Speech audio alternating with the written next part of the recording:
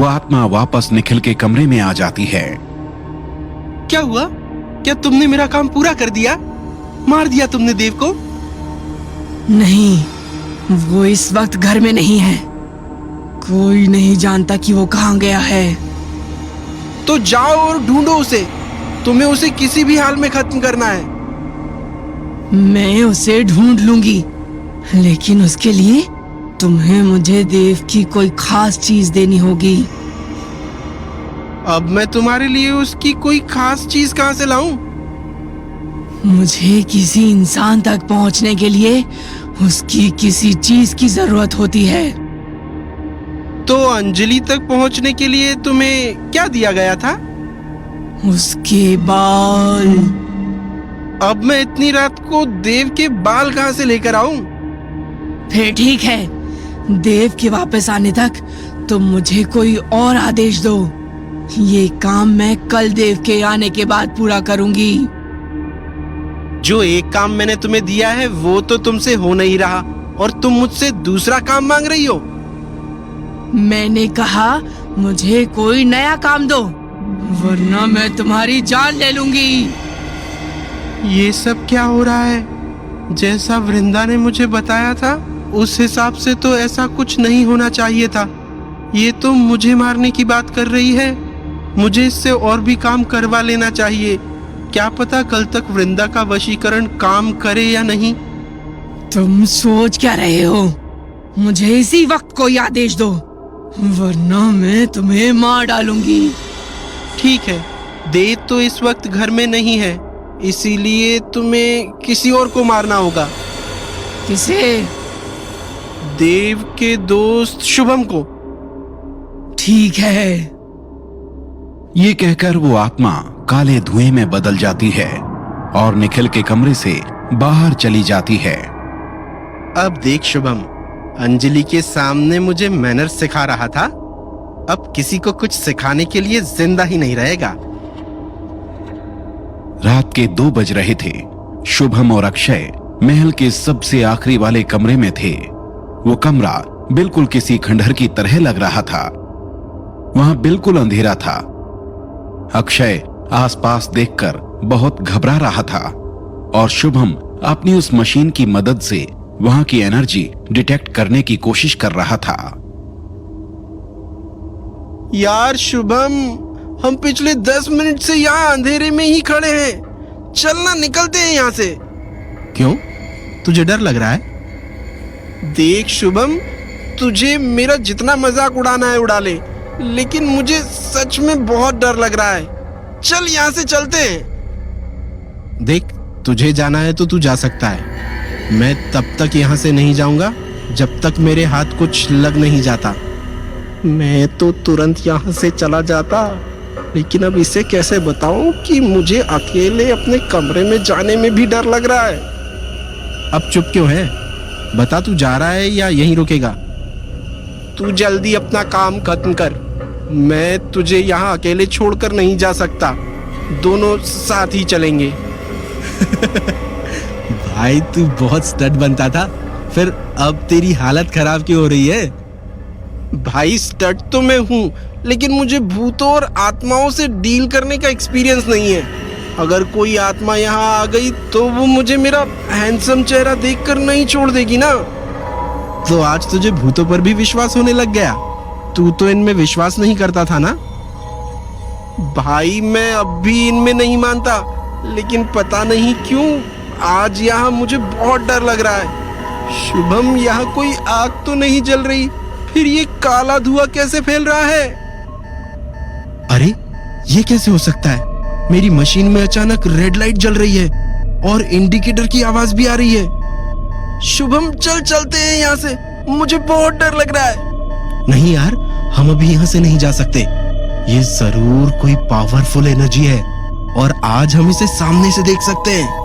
क्या फायदा इसे सामने से देखने का अगर उसके बाद हम जिंदा ही नहीं बचे। शुभम, मुझे यह कुछ ठीक नहीं लग रहा है। चल जल्दी यहाँ से निकलते हैं। मैं यहाँ से कहीं नहीं जाने वाला। अक्षय के फोन की फ्लैशलाइट जल रही थी। उस फ्लैशलाइट के ठीक सामने काला धुआं अचानक सफेद साड़ी वाली एक औरत में बदल जाता है जिसके बाल बिखरे हुए थे। शुभम, ये औरत कौन है? मुझे नहीं पता। ये कैसे हो सकता है? काला धुआं इस औरत में कैसे बदल गया? ये कितनी भयानक दिख रही है। यार, कहीं मैं सपना तो नहीं देख रहा हूँ? नहीं, तू सपना नहीं देख रहा, तू पागल हो गया है। तू खुद तो मरेगा और साथ में मुझे भी मरवाएगा। चल भाग यहाँ से। अक्षय शुभम का हाथ पकड़ता है और वहां से भागने लगता है। वो आत्मा फिर से उन दोनों के सामने आकर खड़ी हो जाती है। अचानक आत्मा को अपने सामने देखकर वो दोनों जमीन पर गिर जाते हैं। आज तेरी जिंदगी की आखिरी रात है। ये तुम किससे कह रही हो? इससे या फिर मुझसे? मारने तो मैं इस लड़के को आई थी, लेकिन तू इसके साथ है तो तुझे कैसे जिंदा छोड़ सकती हूँ? नहीं, मैं इसके साथ नहीं हूँ। अगर तुम्हें इसे मारना है तो मार दो। मैं इस बारे में किसी को नहीं बताऊंगा। प्लीज मुझे जाने दो। ये कहकर अक्षय वहां से भागने लगता है। अचानक वो हवा में कुछ फीट ऊपर उठता है और जोर से जमीन पर गिर जाता है।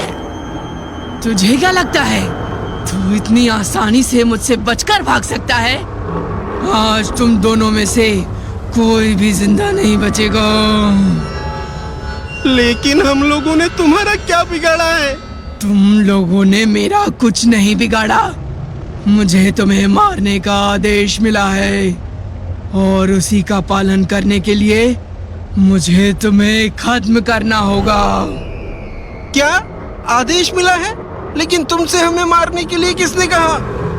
मुझे ये तुम्हें बताने की कोई जरूरत नहीं है। तुम हमें मारने वाली हो। हम मरने से पहले तो ये जान ही सकते हैं कि आखिर तुम हमें किसके कहने पे मार रही हो। जिसने मुझे तुम्हें मारने को कहा है वो भी इसी महल में है। लेकिन शुभम इतना ही कह पाया था कि तभी वो अपनी गर्दन को जोर से पकड़ लेता है और उसकी सांस भरने लगती है।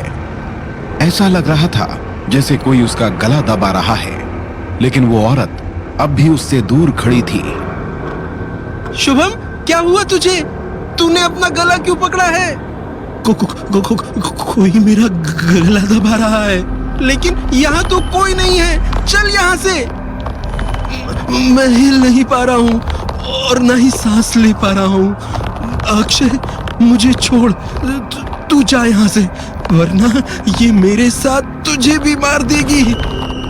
पागल जैसी बात मत कर। मैं तुझे यहाँ अकेले छोड़कर कहीं नहीं जाने वाला। पहले तू अपनी जान बचा भाई। आखिर तुम हो कौन और हमें क्यों मारना चाह रही हो? बस थोड़ी देर रुक जा, तेरी बारी भी आने ही वाली है।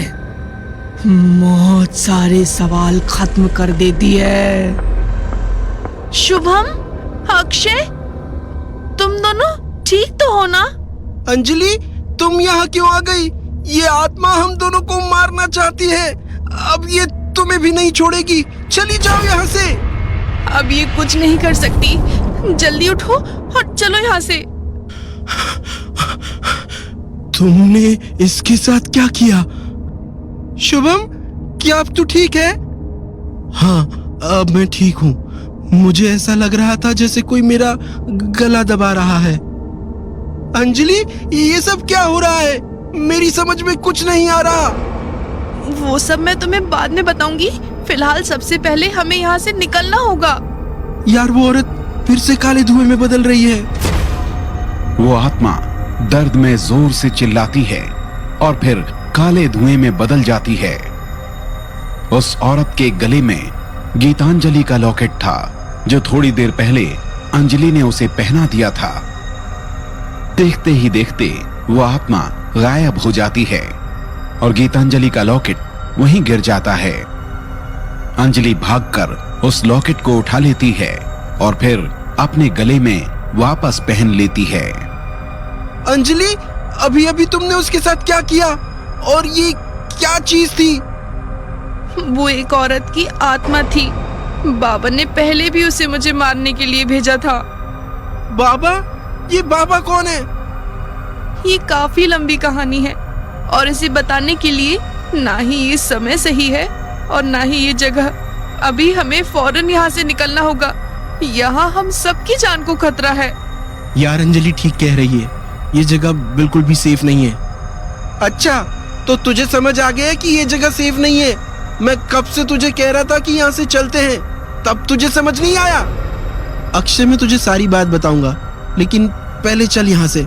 अगर वो फिर से यहाँ आ गई तो हम उससे नहीं बच पाएंगे।